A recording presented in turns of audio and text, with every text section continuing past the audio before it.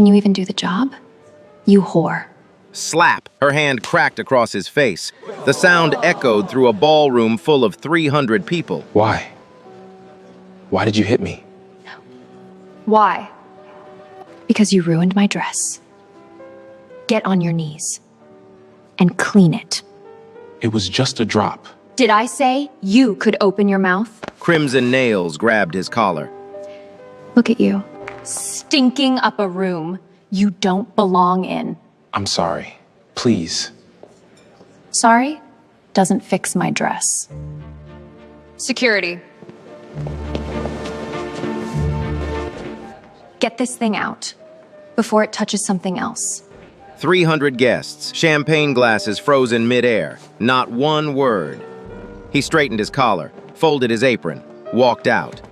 Nobody stopped her. Nobody said a thing.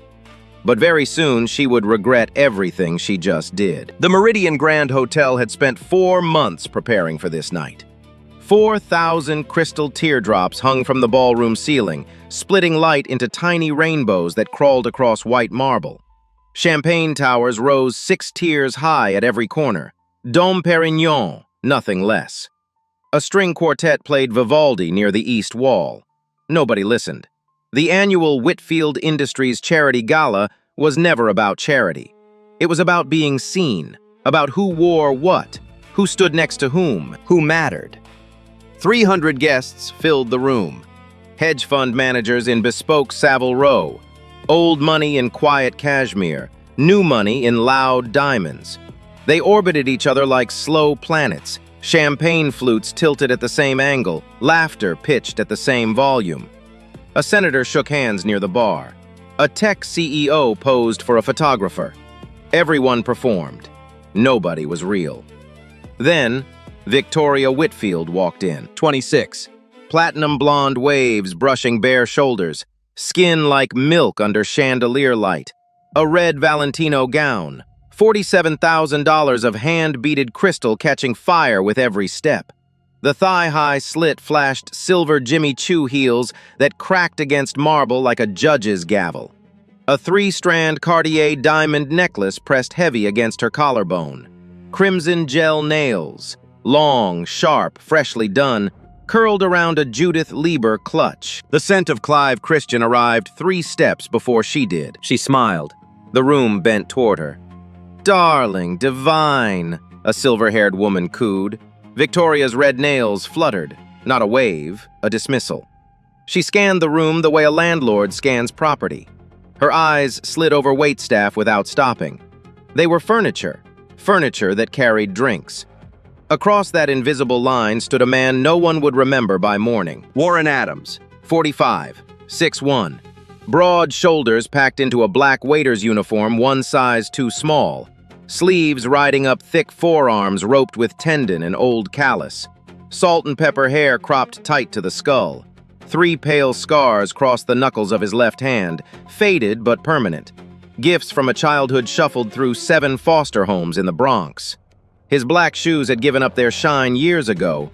The rubber soles squeaked on marble every 3rd step. He carried a silver tray with a stillness that didn't come from training. It came from somewhere deeper. His face gave nothing. No smile, no complaint, no opinion. Stone. But his eyes were something else entirely. Dark, quiet, recording. They tracked the floor manager snapping at a young waitress over a crooked napkin. They clocked a guest waving away a busboy without lifting his gaze from his phone. They watched Victoria's crimson nails flick toward a server who'd approached from the wrong side. The server flinching like a dog expecting a kick. Warren noted it all. Every dismissal, every snapped finger, every pair of eyes that looked through him like glass. He filed each one the way an accountant files receipts. Quietly, precisely, for later. Reaching for a linen cloth on a high shelf, his sleeve pulled back an inch. Underneath, a flash of blue dial, white gold case. A Patek Philippe Nautilus, a watch worth more than every car in the hotel garage combined. It sat on his wrist like a secret. No one saw it. No one ever looked at a waiter's wrist. No one ever looked at a waiter at all. The crystal teardrops kept splitting light. The quartet kept playing Vivaldi. And Victoria Whitfield kept smiling her white smile at people who mattered, while the man who held her father's future on his wrist poured champagne 2 tables away. Neither of them knew what was coming, but one of them had planned for it. It happened at 9:47. Warren moved through the crowd the way water moves through stone, around everything, touching nothing. Silver tray balanced on his left palm, 6 champagne flutes catching chandelier light. He kept his eyes forward, his steps measured, his breathing even. Victoria stood near the grand piano with 3 women who looked almost exactly like her. Blonde, tanned, draped in labels. They laughed at something that wasn't funny, throwing their heads back in choreographed amusement. Victoria held court at the center, one hand on her hip, the other lifting a champagne flute to lips painted the same red as her dress. Warren approached from the east side. Protocol said approach from the left, always from the left. But a busboy with a dessert cart had blocked that path, and the floor manager was already glaring at Warren for being 12 seconds behind rotation.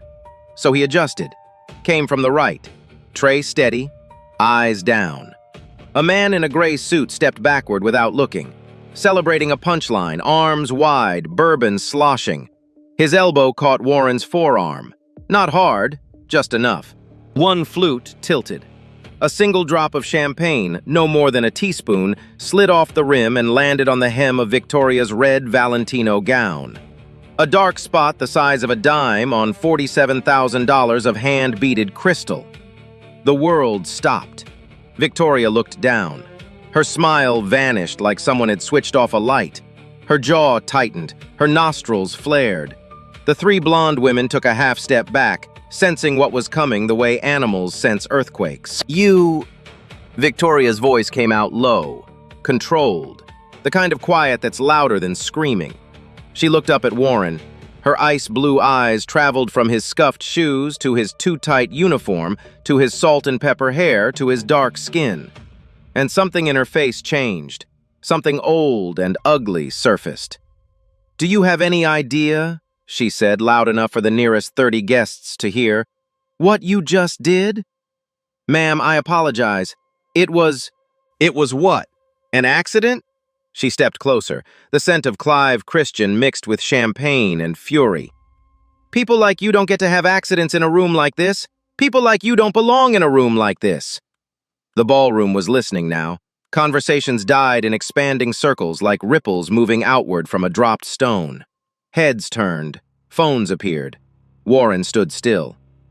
"I'll have it cleaned immediately, ma'am. I'm very sorry." "Sorry?" Victoria laughed. A sharp, brittle sound like glass breaking. She turned to her friends. "He's sorry. Isn't that precious?" The friends said nothing. Their smiles had frozen. Victoria turned back. Her crimson nails, long, sharp, glinting under crystal light, curled into her palm. She stepped forward until she was close enough for Warren to count the diamonds on her Cartier necklace. "Let me explain something to you." Her voice dropped to a whisper that somehow carried across the silent room. "You are nothing. You are less than nothing. You are the help, and the help does not ruin a Valentino and say sorry like that fixes it." Warren's jaw tightened. A muscle flickered near his temple, but he said nothing. His hands stayed at his sides. The silver tray hung from his left hand, perfectly level. Victoria's right hand came up fast. The slap cracked across the ballroom like a gunshot. Her palm, crimson nails, diamond ring, soft skin that had never known a day of labor, connected with his left cheek. The ring caught the skin below his eye. His head turned with the force of it. A red welt rose instantly on dark skin, 5 finger marks blooming like a brand. 300 people saw it. 300 people heard it. The string quartet stopped mid-note. A champagne flute somewhere shattered on marble. Nobody moved. Gerald Whitfield stood at the VIP table near the stage. 60 years old, silver hair combed back, Brioni suit, silk pocket square. He watched his daughter slap a black waiter in front of every important person in the city. He lifted his champagne glass, took a sip, looked away. Warren straightened, slowly. His left cheek burned red under brown skin. He looked at Victoria, not with anger, not with humiliation, with something she couldn't read, something that made her blink. He reached behind his back, untied the apron strings, pulled the white fabric over his head, folded it once, neat, precise, deliberate, and laid it on the silver tray. As his arms moved, the sleeve of his uniform pulled back. The Patek Philippe Nautilus caught the chandelier light. Blue dial, white gold, $60,000 on the wrist of a man who'd just been slapped for spilling a drop of champagne. Nobody noticed. They were all looking at the red marks on his face. Warren set the tray on the nearest table, turned, walked toward the service exit. His rubber soles squeaked on marble, the only sound in a room of 300 silent people. He didn't run, didn't hurry. Each step was measured, even, controlled. The way a man walks when he knows exactly where he's going. The service door closed behind him with a soft click. Victoria smoothed her dress, tossed her platinum hair, turned back to her friends with a smile that showed too many teeth. "Well," she said, "that's handled." The quartet started playing again. Conversations resumed. Champagne flowed. And within the hour, Victoria Whitfield would post the video herself, because she thought she was the hero of this story. She wasn't. The video hit Instagram at 11:14 that night. Victoria posted it herself. She'd had a friend record the whole thing. Not the champagne drop, not the accident, just the slap and its aftermath. The camera angle was perfect. Flattering. It caught Victoria from her good side, chin lifted, Valentino catching the light. It caught the waiter's face turning with the impact. It caught her smile afterward. The caption read, "Teaching the help some manners at Daddy's Gala." By midnight, it had 40,000 likes. By 2 a.m., 200,000. By sunrise, 1.3 million views. Victoria's phone buzzed non-stop on her nightstand. She scrolled through the comments with her legs crossed on Egyptian cotton sheets, a glass of rosé in one hand, her Pomeranian curled beside her. The comments from her circle poured in like warm milk. "Queen behavior. He literally had one job, Lamau. This is why you don't hire from the street. Iconic. Absolutely iconic." Victoria screenshotted the best ones, posted them to her story, added a laughing emoji. She was curating her own legend, and she loved every second of it. She didn't scroll far enough to see the other comments, the ones multiplying underneath like a slow infection. Did she just assault a man and post it like a flex? Imagine hitting someone for a champagne drop. This woman needs to lose everything. Someone find out who that waiter is. He deserves better. By morning, #Gala slap was trending in 14 cities. The internet split clean down the middle. One side saw a woman protecting her property, standing up for standards, enforcing the natural order. The other side saw a rich white woman slapping a black man for existing in her space and celebrating it like a trophy. Think pieces multiplied. Cable news picked it up. A civil rights organization issued a statement. A rapper with 18 million followers quote-tweeted the video with 3 words. "We remember this." Victoria noticed the backlash the way a yacht notices a ripple. She posted a selfie the next afternoon. Fresh blowout, new Hermes bag, brunch at the Ivy. Caption, "Haters gonna hate. My dress cost more than your mortgage." Her friends texted fire emojis. Her follower count climbed by 30,000. In Victoria's world, outrage was just another form of attention. And attention was currency she'd been spending her whole life. The waiter, meanwhile, had vanished. No name, no social media, no interview requests answered. The hotel's HR department confirmed he'd been hired through a third-party staffing agency. But when journalists called the agency, the number was disconnected. No records, no forwarding address, no trace. It was as if he'd walked out of that service door and dissolved into the New York night. #WhoIsTheWaiter trended for a day, then faded. The internet moved on to the next outrage. Victoria kept posting. The story seemed over. It wasn't. 40 floors above Manhattan, in a corner office with floor-to-ceiling windows overlooking the East River, Gerald Whitfield wasn't thinking about waiters or hashtags or trending topics. He was thinking about money. Specifically, $200 million of it. The annual board meeting was 9 days away, and for the first time in Whitfield Industries' 23-year history, the company's largest shareholder, a private equity fund called Adams Capital Partners, had requested a face-to-face meeting. Not through email, not through lawyers. The CEO of Adams Capital wanted to sit in the boardroom, look Gerald in the eye, and discuss the future of the investment. Gerald had never met the man. In 5 years of partnership, every interaction had passed through intermediaries, law firms, investment banks, encrypted correspondence. Adams Capital had poured $340 million into Whitfield Industries, acquiring 35% of the company. They were the silent engine behind every expansion, every acquisition, every quarterly report that made Gerald look like a genius. And now their CEO wanted to meet, in person, to discuss continued commitment and cultural alignment. Gerald took it as a good sign, a great sign. He told his CFO to prepare the best pitch deck of their careers. He told his assistant to order the same champagne they'd served at the Gala, Dom Perignon, the vintage. He told his wife to buy a new tie, Power Red. "This meeting decides the next decade," Gerald said, standing at the head of the conference table, both palms flat on mahogany. "Adams Capital doubles down. Our stock jumps 30% overnight. We become untouchable." He said the word untouchable and believed it completely. On his way home that evening, Gerald called his daughter. "Victoria, the board meeting next Thursday. I need you there." "Daddy, board meetings are literally the most boring thing on earth." "This isn't optional. You're my successor. Act like it. Wear something professional. And for God's sake, stay off Instagram for one morning."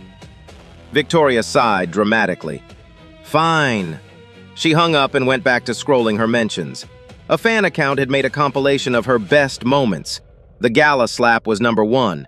She watched it 3 times. Each time she smiled wider. 9 days. That's how long the Whitfield family had left before their entire world tipped over. And somewhere across the city, in a penthouse they didn't know existed, a man with salt and pepper hair and scars on his knuckles was watching the same video on a 70-inch screen. Not smiling, not angry, just watching. The way a surgeon studies an X-ray before picking up the scalpel. The elevator opened on the 58th floor, and a different world began. Warren Adams' penthouse overlooked Central Park. Floor-to-ceiling windows framed the skyline like a painting no gallery could afford. Minimal furniture, clean lines, dark leather, polished concrete.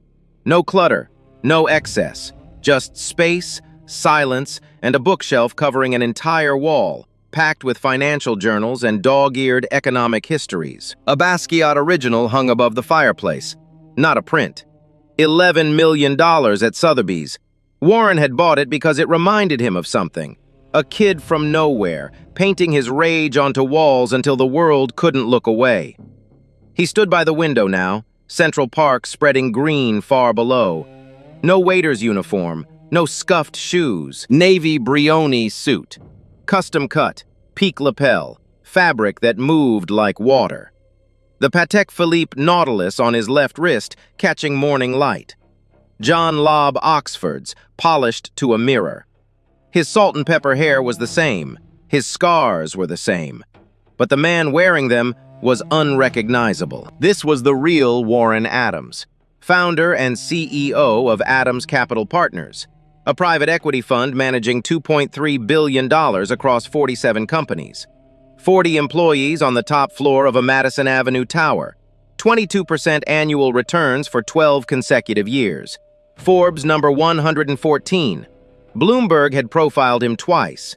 He declined both times. Warren didn't like being known.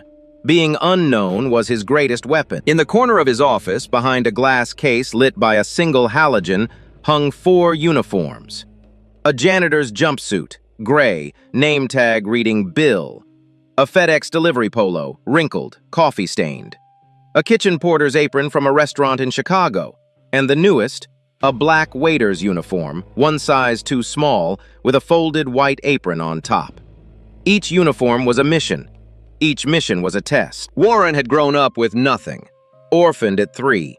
7 foster homes in the Bronx before 16. 3 were bad, 2 were worse.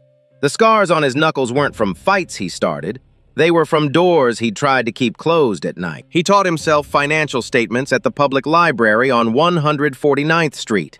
GED at 17. Community college. Started trading with $400 saved from washing dishes at a diner on Jerome Avenue. First million at 24. First billion at 38. But the money was never the point. Warren had learned something in those foster homes that no business school could teach. The way people treat you when they think you're powerless is the only truth that matters. Everything else is performance. So before investing a single dollar, Warren went undercover. He mopped floors at a tech company in Austin, watched the CEO scream at a cleaning woman, then give a TED Talk about empathy the next day. Pulled the investment. He delivered packages at a startup in Denver, watched every employee hold the door, watched the founder eat lunch with warehouse workers. Invested $40 million. That company tripled. Whitfield Industries was his biggest bet. $340 million. 35% ownership. Gerald Whitfield had never seen Warren's face. Every communication passed through attorneys and fund managers. Until 9 days ago, when he'd put on the waiter's uniform and watched Victoria Whitfield's crimson nails crack across his face. Now he sat at his desk, Reclaimed walnut that had once been a church door, watching security footage on his monitor.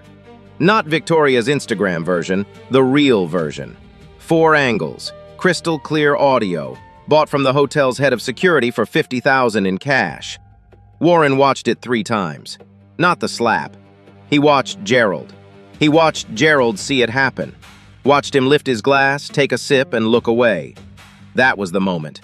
Not the slap, the sip. he pressed the intercom. Elena, conference room, 20 minutes. Elena Brooks, his chief of staff, appeared with a legal pad and 6 attorneys. They sat around a glass table with a view of the Chrysler building. The board meeting is in 8 days, Warren said. He stood at the window, hands in pockets. I'll be attending in person. Elena's pen stopped. You've never attended in person. I've never been slapped in person.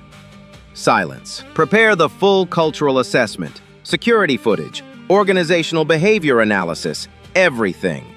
He turned from the window. And prepare the divestiture documents, complete exit, all $340 million.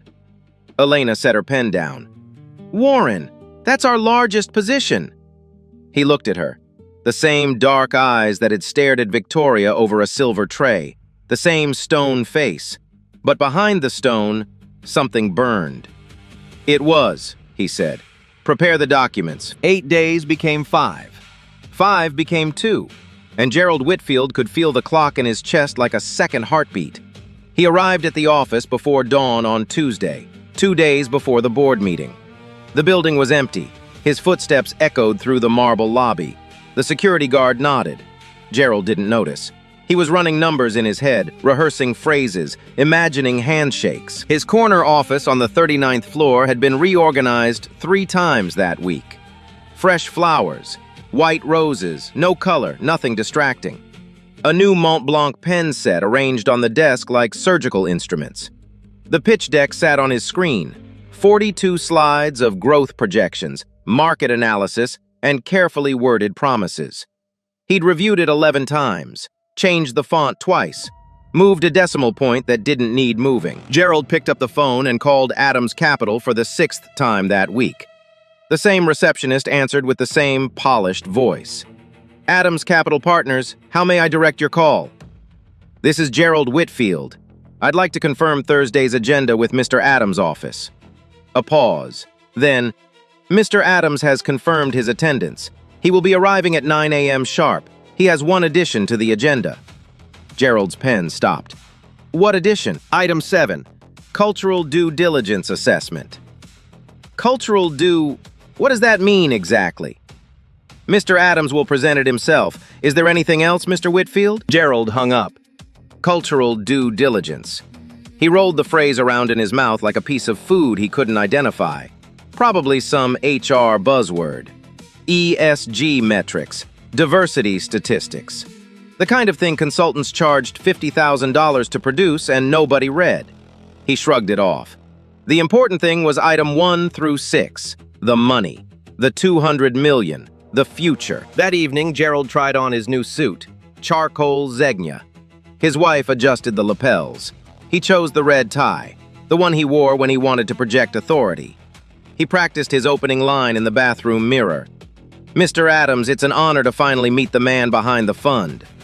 He said it 4 times. Each time, he smiled wider.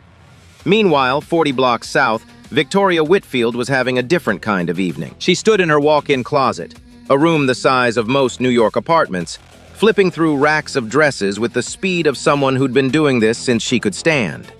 Board meeting. Professional. Boring.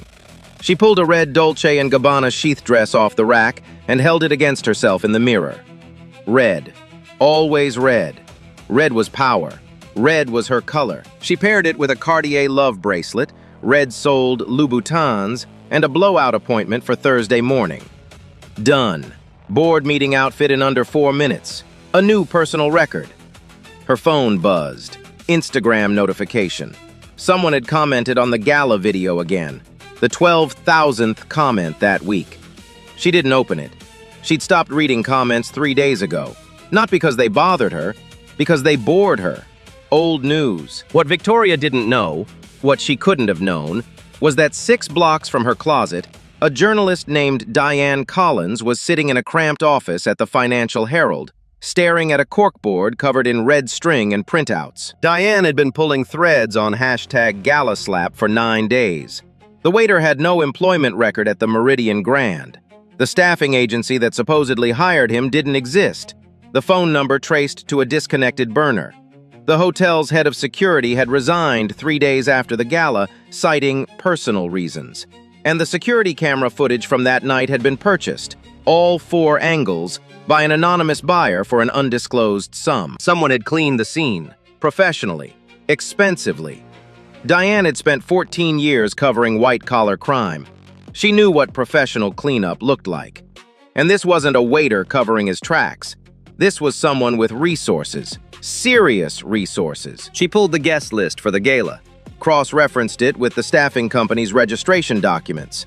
Found nothing. Then she searched the other direction. Who had recently increased their investment in Whitfield Industries? Who had access but stayed invisible? At 2 a.m., Diane found a filing with the SEC Adams Capital Partners. 35% stake. No public photo of the CEO. No interviews. No conference appearances. A ghost with $340 million in Whitfield stock. She couldn't prove it, not yet, but her gut told her the story was bigger than a slap. She was right. She just didn't know how right. Wednesday night, the eve of the board meeting. Gerald sat in bed, reading glasses perched on his nose, reviewing the pitch deck one final time on his iPad. His wife slept beside him. The house was quiet. His phone lit up. An email from Adams Capital. Subject: Updated agenda. Item 7, Materials. Gerald opened the attachment, a single PDF. The cover page read, Whitfield Industries, Cultural Due Diligence Field Assessment, prepared by Adams Capital Partners. He scrolled through the first 2 pages. Corporate jargon, employee satisfaction metrics, organizational charts, nothing alarming. He yawned, closed the iPad, set his alarm for 5:30.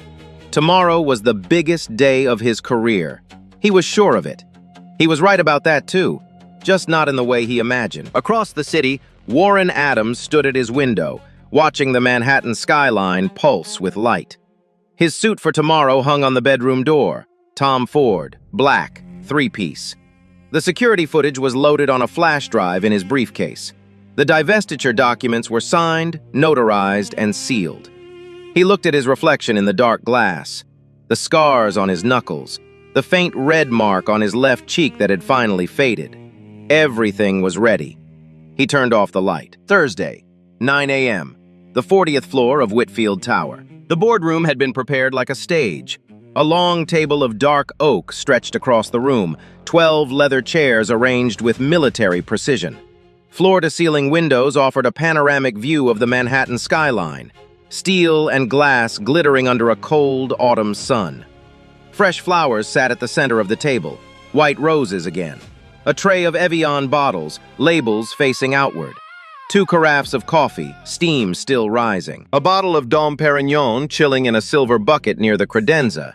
Gerald's personal touch. Gerald Whitfield sat at the head of the table. Charcoal Zegna suit, red power tie, silver hair combed back with precision. His Mont Blanc pen lay parallel to a leather portfolio. He looked the part. He'd spent 59 years learning how to look the part. But beneath the table, his right hand kept opening and closing, fingers pressing into his palm, releasing, pressing again. Sweat gathered in the creases. Victoria sat to his right. Red Dolce & Gabbana sheath dress, hair pulled into a high blonde chignon, red lips, Cartier love bracelet catching light every time she moved her wrist. Red-soled Louboutins crossed at the ankle beneath the table. She scrolled Instagram under the table's edge, thumb moving in the slow, automatic rhythm of someone who'd rather be anywhere else. 8 board members filled the remaining seats. Gray suits, reading glasses, laptops open. They murmured to each other in the low, measured tones of people who moved money for a living. The CFO, a thin man named Harold Price, reviewed his notes for the 3rd time, pen tapping against his legal pad. 9:03. Gerald checked his watch, checked the door, checked his watch again. 9:04. The room hummed with the particular tension of people waiting for someone more powerful than themselves. 9:05. The glass door opened. Warren Adams walked in. Not the Warren Adams who had carried a silver tray 9 days ago. Not the man in the too small uniform with squeaking shoes and downcast eyes. That man had been designed to disappear. This one was designed to command. Black Tom Ford suit. 3 pieces. Custom tailored. The jacket sat on his broad shoulders like it had been born there, tapering to a narrow waist, each button catching light. The fabric was so dark it seemed to absorb the room. Underneath, a white shirt with a spread collar, no tie. The only man in the room confident enough to skip one. The Patek Philippe Nautilus gleamed on his left wrist, the same blue dial, the same white gold case that had flashed unnoticed under the ballroom's service lights. John Lobb Oxford shoes, polished to a mirror finish, clicked against the marble floor with a sound nothing like squeaking rubber. His salt and pepper hair was the same. The scars across his knuckles were the same. The dark, quiet eyes were the same. Everything else was transformed. He walked slowly, each step deliberate, measured, the way a man walks when the room already belongs to him and he's just arriving to collect it. 2 attorneys followed, a woman in a charcoal suit carrying a leather briefcase, a man in navy with a silver laptop under his arm. They moved like shadows. Warren's eyes swept the room. The oak table, the white roses, the champagne bucket, the 8 board members who'd never met him, the CFO with the tapping pen. Then his gaze reached Victoria. She felt it before she saw it. Something cold settled on her skin like a window had opened in winter. She looked up from her phone. Their eyes met. The recognition took exactly 1.5 seconds. Her brain processed it in layers. Dark skin, salt and pepper hair, broad shoulders, the line of the jaw, those eyes. Those quiet, recording eyes. The same eyes that had looked at her over a silver tray while her handprint burned red on his cheek. The blood drained from Victoria's face so fast it was almost visible, like watching color leave a photograph. Her lips parted. No sound came out. The phone slipped from her fingers and clattered on the table. Her right hand, the hand that had delivered the slap, knocked her water glass. It tipped. Water spread across the dark oak in a slow, silent pool. Nobody reached for a napkin. Every eye in the room followed hers to the man in the doorway. Gerald stood, extended his hand, smiled the smile he'd practiced in the bathroom mirror. "Mr. Adams, it's an honor to finally meet the man behind—" "Mr. Whitfield." Warren's voice was low, unhurried. He shook Gerald's hand, a firm, brief grip. His scarred knuckles wrapped around Gerald's soft palm for exactly 2 seconds. The lead attorney stepped forward. "Allow me to introduce Mr. Warren Adams, founder and chief executive officer of Adams Capital Partners, holder of 35% of Whitfield Industries' outstanding shares, your company's single largest investor." The words landed like stones dropped into still water. Gerald's smile froze. His eyes darted to Warren's face, really looked at it for the first time, then to Victoria, then back to Warren. The practiced smile crumbled at the edges, replaced by something raw and involuntary. His mouth opened slightly. His skin turned the color of the white roses on the table. He recognized him. Not from the gala. Gerald hadn't looked at the waiter long enough to remember a face. He recognized the situation. The impossible, catastrophic geometry of what his daughter had done. Victoria sat rigid. Her hands gripped the edge of the table, knuckles white, Cartier bracelet digging into skin. Her red lips were pressed together so tightly they'd gone pale. The water from the spilled glass dripped off the table's edge onto her red dress, a dark stain spreading across Dolce & Gabbana, and this time, she didn't say a word. Warren pulled out his chair, sat down, opened his laptop, adjusted his cufflinks. Not once did he look at Victoria. Not once did he acknowledge the spilled water, the white face, the trembling hands. He didn't need to. The room was doing his work for him. "Shall we begin?" he said. Gerald lowered himself into his chair like a man whose legs had stopped working properly. He nodded, tried to speak, cleared his throat, tried again. "Yes," he managed. "Of course. Welcome." The projector hummed to life. The first slide appeared on the screen. And somewhere in Victoria's chest, behind the red dress and the Cartier and the carefully constructed armor of wealth, something cracked. Warren clicked to the first slide. His voice filled the boardroom the way dark water fills a basement. Slowly, steadily, impossible to stop. Whitfield Industries, 5-year investment review. He walked them through it with surgical precision. Revenue growth, 14% compound annual. Market share expansion in 3 verticals. Successful acquisition of 2 regional competitors. Debt-to-equity ratio within acceptable parameters. Each slide was clean, data-rich, and delivered in a tone so calm it bordered on hypnotic. Gerald began to breathe again. Numbers. He understood numbers. Numbers were safe.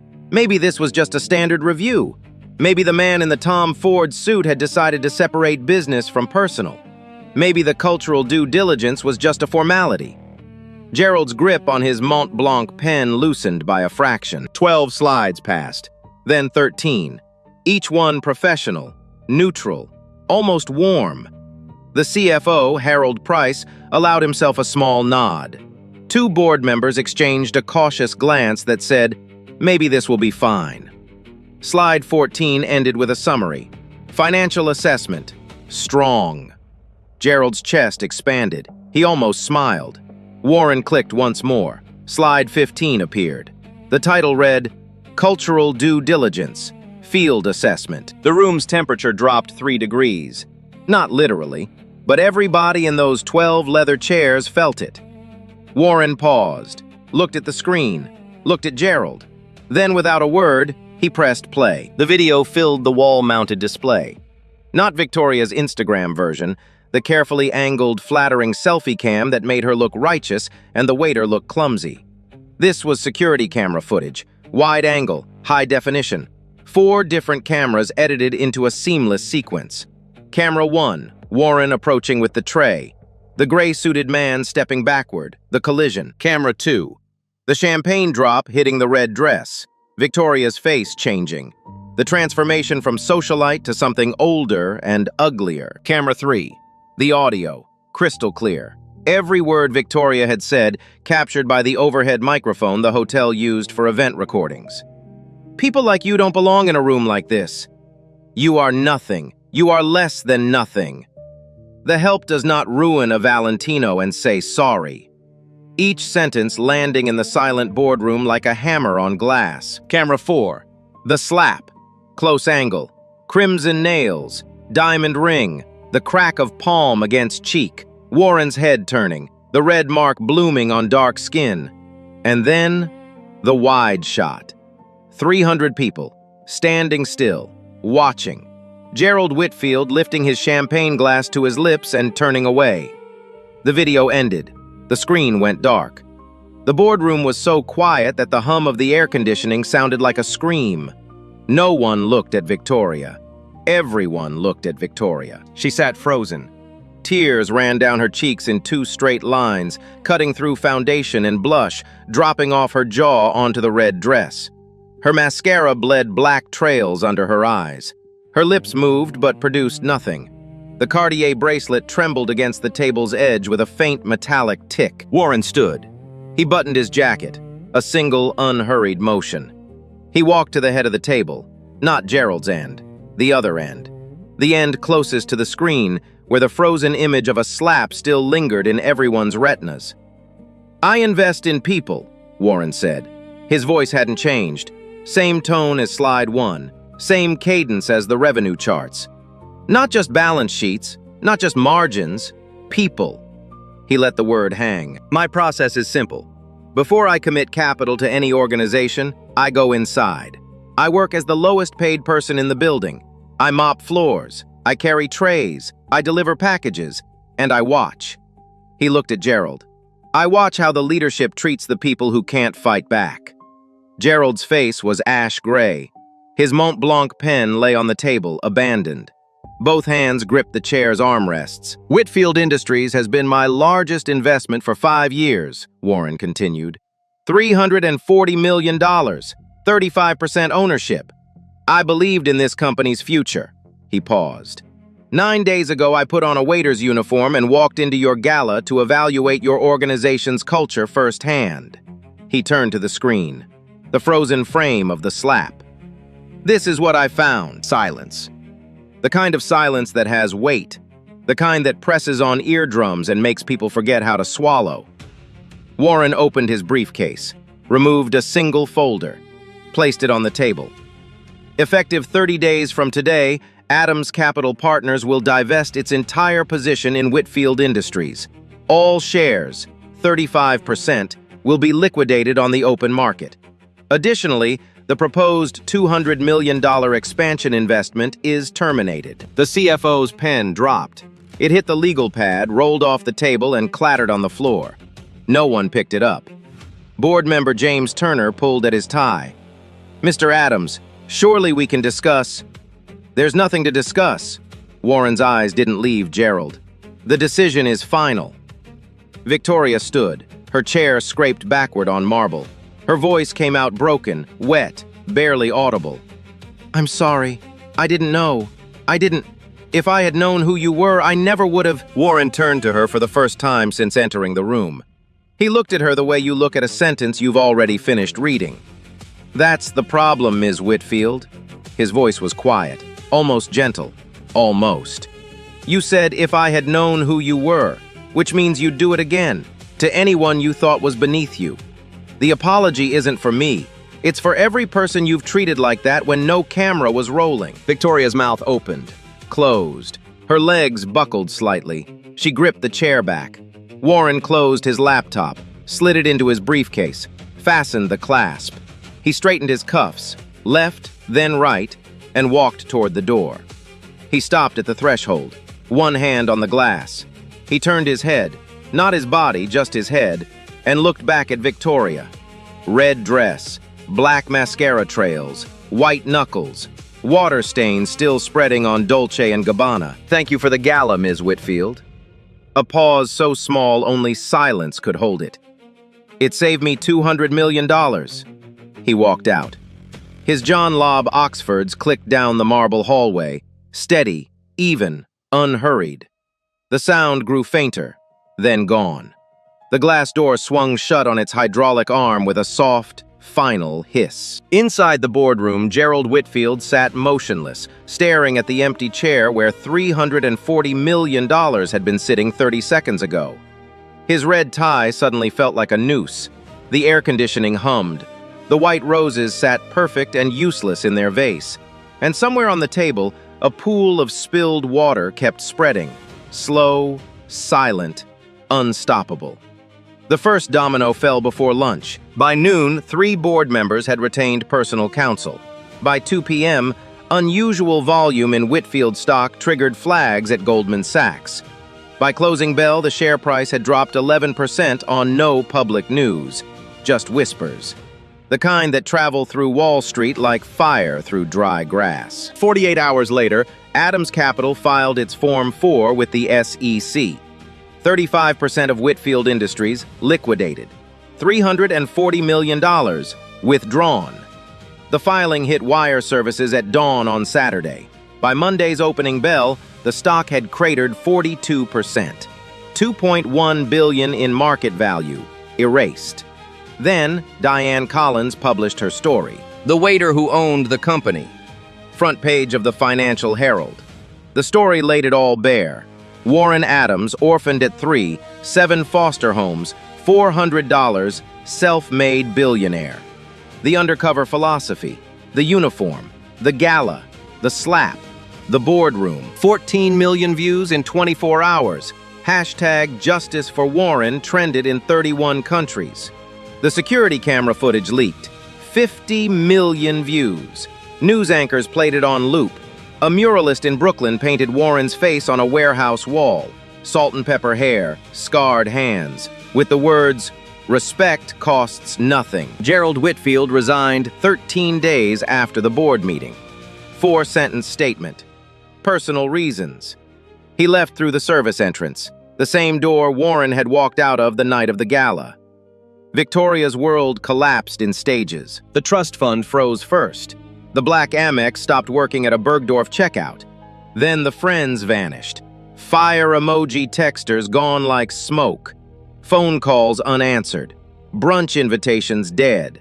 The silver-haired woman who'd called her divine unfollowed her on Instagram. Then the apartment. Without the trust fund, the Tribeca penthouse was gone. Victoria moved to a 1-bedroom in Jersey City. No doorman, no view. Her Instagram went private at 400,000 followers. It had been 1.2 million the night of the gala. 12 months later, a woman with brown hair, dyed from platinum, roots showing, walked into a small PR firm in Hoboken. Flat shoes, no jewelry, a Zara blazer. She handed her resume to the receptionist and sat in a plastic chair, hands folded, eyes on the floor. She got the job. Executive assistant. $45,000 a year, the price of the clutch she'd carried to the gala. Warren didn't watch the collapse. He was already somewhere else. 3 months after the board meeting, he established the Adams Foundation. 100 full-ride scholarships per year for children aging out of foster care. Housing, mentorship, the help no one had offered him at 16. 6 months later, he put on another uniform, gray maintenance jumpsuit. Name tag, Ray. A 12-person startup in a Brooklyn warehouse, mop in hand. On his 3rd day, a young developer stopped him in the hallway. Couldn't have been older than 25. She held out a paper cup of coffee. Long shift, huh? Take a break when you need one. Warren looked at the coffee. She wasn't performing, wasn't calculating, just being decent to someone she thought cleaned floors for a living. He took it. Thank you. Of course, she smiled, walked away. Warren stood in that hallway holding a paper cup from a stranger who'd been kind for no reason. The mop handle against his shoulder, fluorescent lights buzzing. He smiled. The first real smile since the night of the gala. 2 weeks later, Adams Capital invested $15 million in that startup. Within 18 months, it was valued at $200 million. Warren Adams built his empire on one question, asked with mops and trays and uniforms instead of words. Who are you when nobody's watching? What would you have done if you were Warren? Would you have walked away or made them pay right there? Drop your answer in the comments. If this story reminded you that respect costs nothing but buys everything, share it. Someone needs to hear this. Subscribe. The next story is even wilder.